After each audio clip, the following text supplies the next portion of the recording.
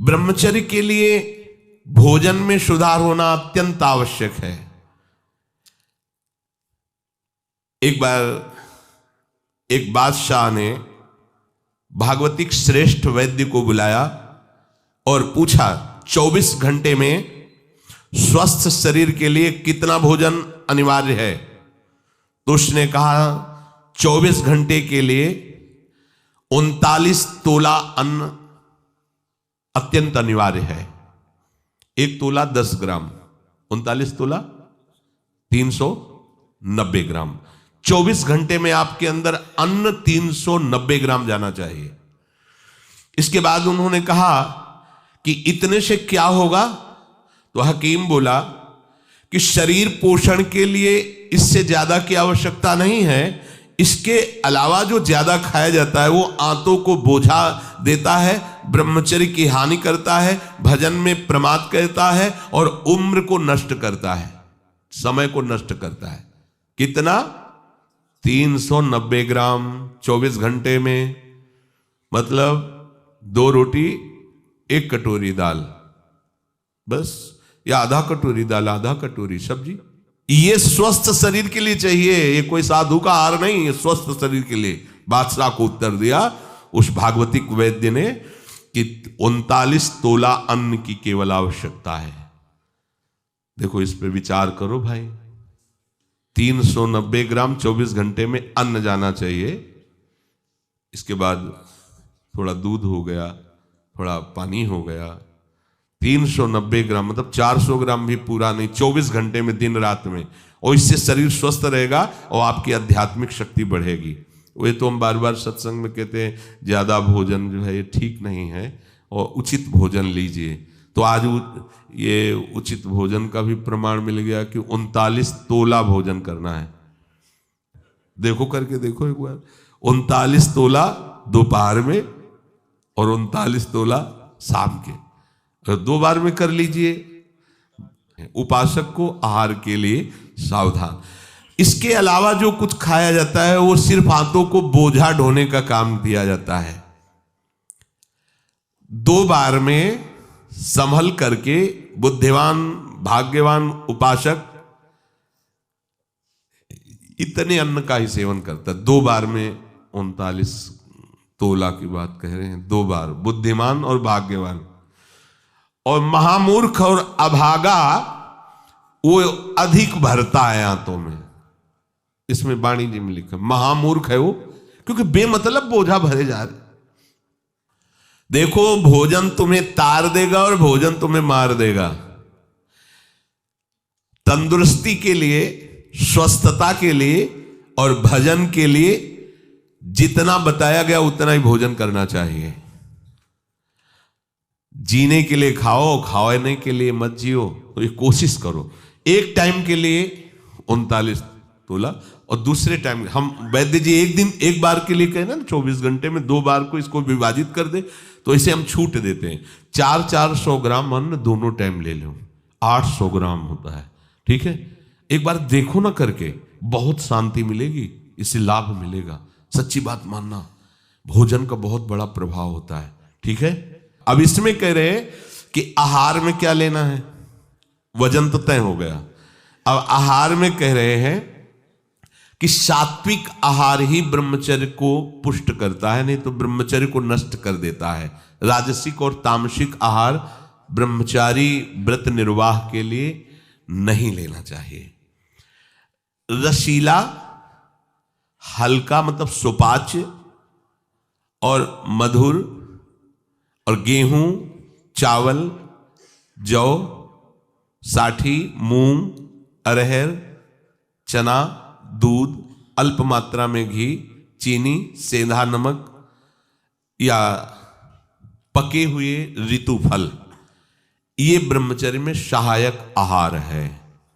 समझ लेना। राजसिक आहार गर्मा गर्म धुआं निकलता हुआ नहीं पाना चाहिए, ये हानिकारक होता है। जैसे लोग नहीं होते गर्मा गर्म एकदम ऐसे, वो कितना भी सात्विक अन्न हो वो तामसिक बन जाएगा, उसे नहीं पाना चाहिए। कोई भी साधक ऐसे चाय भी पियो, थोड़ा सा हल्का सा उसका गर्मपन निकल जाए, एकदम धुआं निकलता हुआ नहीं, ऐसा। अब देखिए त्याज्य आहार, जो उपासक को नहीं करना चाहिए।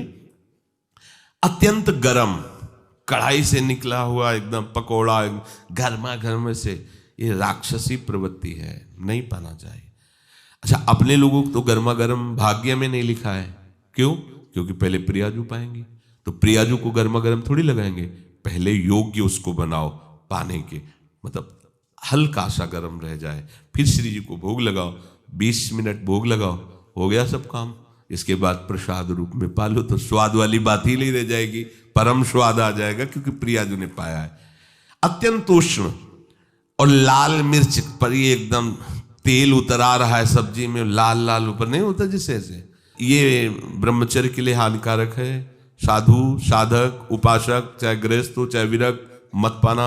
लाल मिर्च पड़ी हुई और खूब ऑयल दिखाई दे रहा है ऊपर से, नहीं पाना। और अत्यंत नमकीन और अति अधिक मीठा, मीठा सात्विक में हो, ऊपर में वर्णन किया गया है, पर अधिक मीठा। अब पता चला गुलाब जामुन आ गए तो 10, 12, 15 तक कोई बात ही नहीं है। खीर आदि, हलवा आदि समेटते चले जा, भैया ये कोई गोदाम थोड़ी है, आते हैं थोड़ा उचित पाल हो गया। अब 400 वाली बात है तो जो अगर खीर अच्छी लगती है तो सब बंद कर दो, 400 ग्राम खीर पी लो। हलवा अच्छा लगता है तो ठीक है, कुछ मत लो, केवल हलवा ले लो, 400 ग्राम पालो, कोई बात नहीं, बिना औषधि के पच जाएगा, आप देख लेना, बहुत बढ़िया रहेगा। और आप सात्विक रहेंगे, आपका चिंतन बनेगा, नींद नहीं आएगी। चटपटा नहीं, ये नींबू डाल करके, थोड़ी इमली डाल करके, थोड़ी आम का अमृत डाल करके, ऐसे ये साधु, ये बहुत खतरनाक ब्रह्मचर्य के लिए। आम का आमचूल, इमली, ये बहुत खतरनाक है, बिल्कुल नहीं, अपने खान पान में इनका प्रयोग नहीं होना चाहिए। और अत्यंत तेल युक्त गरिष्ठ पूड़ी, कचौड़ी, मालपुआ और हींग पड़ा हुआ निषेध है। भगवत मार्ग में ये हींग को निषेध किया गया है। जो 4 जगह उस ब्रह्म हत्या को विभाजित किया गया, वो शास्त्र में पढ़ा। एक था मरुभूमि, ऊषर भूमि, दूसरा था वृक्षों में गोन, तीसरा माताओं बहनों में मासिक धर्म, चौथा जल में फेन बुदबुदा। ये 4 जगह उससे विभाजित किया गया। ऐसे ही स्नान के लिए है कि जल में जब जाए तो ऐसे ऊपर की परत को ऐसे हटावे, भले कुछ नहीं, पर उसका सिद्धांत, तब डुबकी लगाए, दोनों हाथ से ऐसे करके फिर डुबकी लगाए। ऊषर भूमि में किसी भी मंगल अनुष्ठान के लिए निषेध किया गया है, और वृक्षों की गोंद परमार्थिक उपासकों के लिए निषेध किया गया है, इसीलिए इसमें हींग को भी निषेध कर रहे हैं। और हींग वैसे ही बहुत गर्म तासीर होती है, अपने को नहीं पाना। प्याज, लहसुन, गाजर, उड़द, मसाला बाजार का बना हुआ जैसे मीट मसाला और ये सब, ऐसे नहीं, ये नहीं। और तमोगुणी में मांस, मछली और आदि आदि, अंडा, शराब, चाय, काफी तमोगुण में रखा है, उसी लाइन में रखा है जिसमें निषेध रखा है। चाय, काफी, डाफी भी कोई होता है क्या? नहीं, काफी तो अलग लिखा है, डाफी अलग लिखा है, तो डाफी तो हम तो जलते ले। फिर लिखा कोकीन, चरस, ये सब तमोगुणी में है। और घोर तमोगुणी, घोर तमोगुणी बासी भोजन नहीं पाना चाहिए। जैसे कल का बना हुआ रखा हुआ है, फिर आजकल चलता है ना कि उसमें बिजली वाली वो एक छोटा सा ऐसे आता है, उसमें ऐसे अंदर रख दो, गर्म हो जाता है। हाँ, ये साधु के लिए नहीं है तो उपवास कर लो, बढ़िया है। जब मिले तो ताजा भोजन, जो ताजा का मतलब कल परसों का, ऐसा नहीं कर पाना। इसीलिए जैसे ब्रेड आदि हैं, ये आपकी उपासना में सहयोग नहीं देंगे, ये तमोगुण पैदा है। ये अत्यंत तामसिक आहार के अंतर्गत आते हैं। कई दिनों का बना हुआ ये बाजार में जैसे कि ले आए आप, उनको तल के ऐसे, ये सब ठीक नहीं। चाउमीन, वो क्या कहते हैं, सेवई जैसा, ये सब बिल्कुल ठीक नहीं है। ये क्या चल रहा है यार? अरे आटा लगाओ, 4 रोटी बनाओ, श्री जी को भोग लगाओ, पाओ, पेट भरो, भजन करना है। चंचलता, काम, क्रोध, लालच और पापाचरण से युक्त बना देने वाला ये तमोगुणी आहार बिल्कुल नहीं करना चाहिए। जो ब्रह्मचर्य व्रत में रहना चाहता हो उसको सावधान रहना चाहिए कि बासी, बाल पड़ा हुआ, मक्खी पड़ा हुआ, ये भोजन सब अत्यंत तमोगुण के अंतर्गत आता है। दुर्गंध हो गया है या अपना वो स्वरूप बिगाड़ दिया है भोजन ने, फिर भी आप उसे भोजन, या घृणित निंदनीय पुरुषों द्वारा बनाया हुआ ताजा भोजन, घृणित आचरण वाला निंदनीय पुरुषों द्वारा बनाया हुआ ताजा भोजन, वो भी घोर तमोगुण होता है। अब पीछे शीशा में जो सामान है वो तो बढ़िया चमकती हुई, लेकिन पीछे कैसे बन रही है, कैसे तुम्हें पता चलेगा कि बनाने वाला कौन? बेचने वाला तो चंदन तिलक लगा के बैठ गया, सामने बॉक्स में बहुत अच्छी अच्छी उसकी पोजीशन दिखाई दे रही भोजन की, लेकिन पीछे जो बन रहा है वो कैसा पुरुष बनाने वाला है। इसलिए उपासक को खास बात ध्यान रखनी चाहिए कि मांग के भले किसी के यहाँ से पालो, लेकिन बाजार का भोजन नहीं ठीक है। आप समझो इस बात को, एक दिन पाओगे, 10 दिन के लिए तुम्हारी बुद्धि बिगड़ जाएगी। तामसिक आहार राक्षसी बुद्धि पैदा करता है, राक्षसी बुद्धि। ऐसा रोगी, दुखी, बुद्धिहीन, क्रोधी, लालची, आलसी, दरिद्र स्वभाव, अधर्मी, पापाचरण, अल्पायु हो जाता है जो ये तामसिक भोजन करता है। तामसिक भोजन में एक बात फिर सुन लीजिए, बोले हींग, प्याज, लहसुन और मीट मसाला, मांस, मछली, अंडा, शराब, चाय, कॉफी, कोकीन, चरस, बासी आहार, रसहीन, गला हुआ, दुर्गंधित और घृणित निंदनीय पुरुषों द्वारा बनाया हुआ ऐसा भोजन तामसिक है। ये आपको ब्रह्मचर्य नहीं रहने देगा। दुखी, बुद्धिहीन, क्रोधी, लालची, आलसी, दरिद्र, अधर्मी, पापी और अल्पायु बना करके नरकगामी करेगा। ऐसे भोजन से बचा जाए। प्रभु करुणा करके उपदेश कर रहे हैं, प्रशांतात्मा विगत भीर ब्रह्मचारि व्रते स्थितः मनः संयम्य मच्चित्तो युक्त आसीत मत्परः। प्रशांतात्मा, जिसका अंतःकरण किसी भी परिस्थिति में अशांत नहीं होता, चाहे कोई कितना उसे उत्तेजित करने की चेष्टा करे, उद्वेगित करने की चेष्टा करे, परेशान करे, निंदा करे, अपमान करे, पर उसके हृदय में हलचल नहीं होगी। या कोई कितना अनुकूल हो, कितना प्रणाम नमस्कार, कितना सुखद वाणी, सुखद व्यवहार, उसके हृदय में हलचल पैदा नहीं होगी। ना रागात्मक हलचल, ना द्वेषात्मक हलचल। ये बहुत बड़ी स्थिति है, और ये स्थिति प्राप्त करने के लिए ही हम सबको भगवत मार्ग मिला है। ये अध्यात्म ही एक ऐसी विद्या है जो आपको समस्त दुखों से बचा सकती है। और तो कितनी भी विद्या पढ़ लो, वो मायाकृत भ्रमात्मक सुखों को दिखा देगी, जो दुख योनया है, जो दुखालयम के अंतर्गत है, और दुख ही दुख अनुभव कराएगी। एकमात्र आध्यात्मिक विद्या ही ऐसी है जो हर शरीरधारी को शांति प्रदान कर सकती है।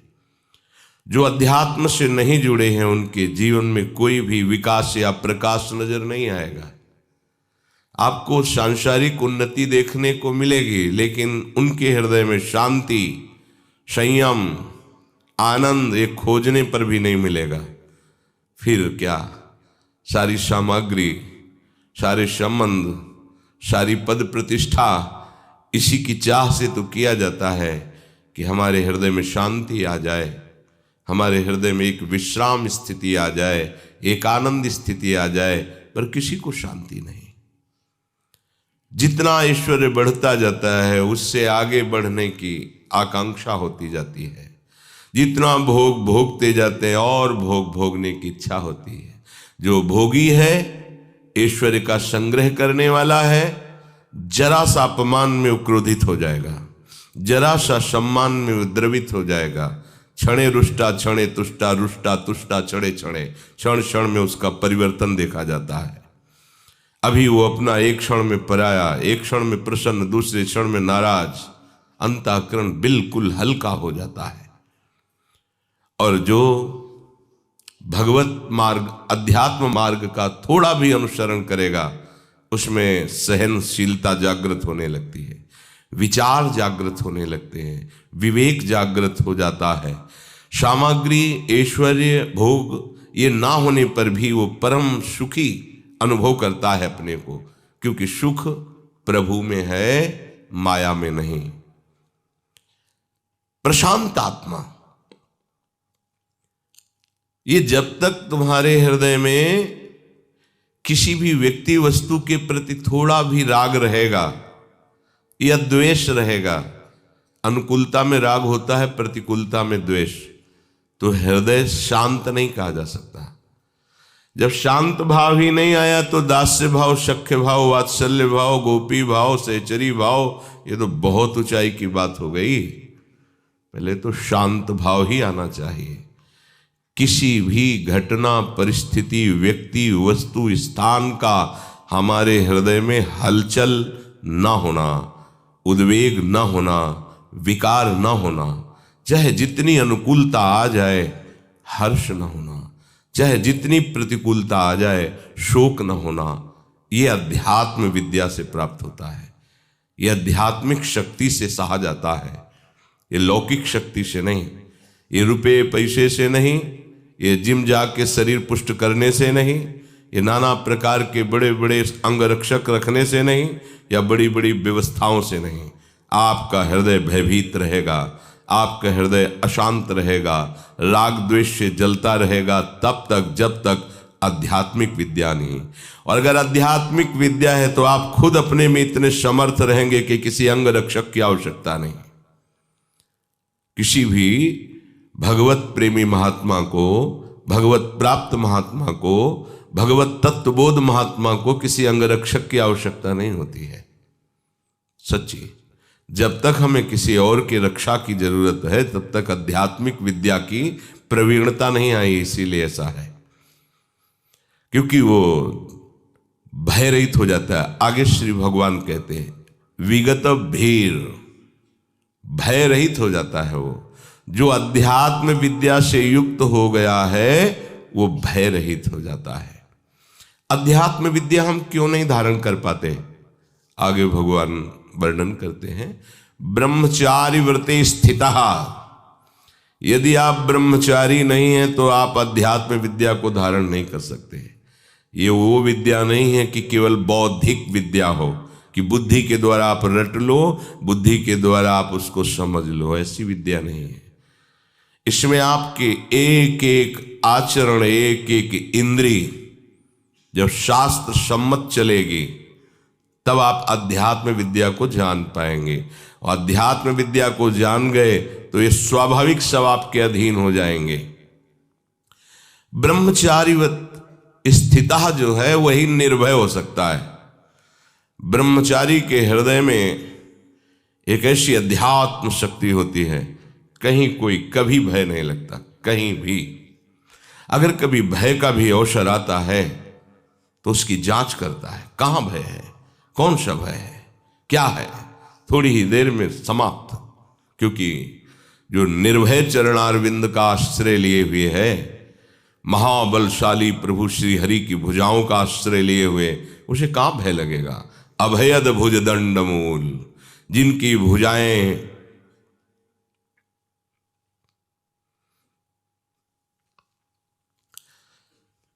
शरणागत को अभय प्रदान करने के लिए फड़कती रहती है। अजान बाहु अमित बलशाली प्रभु श्री कृष्ण अपने भक्तों की रक्षा के लिए हर समय उनकी भुजाएं फड़कती रहती है, जो उनके चरणों का आश्रित होता है। शरणागत अभय विरद पतित पावन बाने, व्यास से अति अधम आतुर को न समाने। स्वामी के गोरे चरणारविंद का अद्भुत प्रभाव अद्भुत शक्तियां अपने शरणागत की रक्षा करती रहती हैं। राधा किशोरी के ही अंश से जितनी महाशक्तियां हैं, कामाख्या, दुर्गा, अम्बा, चामुंडा, ये महान महान शक्तियां सब लाडली जी के एक अंश से प्रकट हुई हैं। स्वामी जी के गोरे चरणारविंद में अनंत शक्तियां वास करती हैं, जिन चरणों को स्वयं महाबलशाली प्रभु श्री कृष्ण दैन्य होकर दुलार करते हैं। इन चरणों का जो आश्रय लिए हुए है, हाँ, शरणागत अभय विरद पतित पावन बाने। चाहे जितना कोई पतित हो, श्री राधा किशोरी के चरणों का आश्रय ले लिया तो अत्यंत दयालु, कृपालु, वात्सल्य समुद्र लाडली जो उसका कभी त्याग नहीं करती है। पतित पावन बाने, पतितों को पावन कर देना इनका स्वभाव है, इनके चरणों का प्रभाव है। भयभीत को अभय कर देना, चाहे जितना कोई अधम क्यों न हो, एक बार हमारी लाडली की शरण में आ जाए, हृदय से आ जाए, अन्य ठौर ना रखे तो बस हो गया, हो चाहे जैसा भी हो।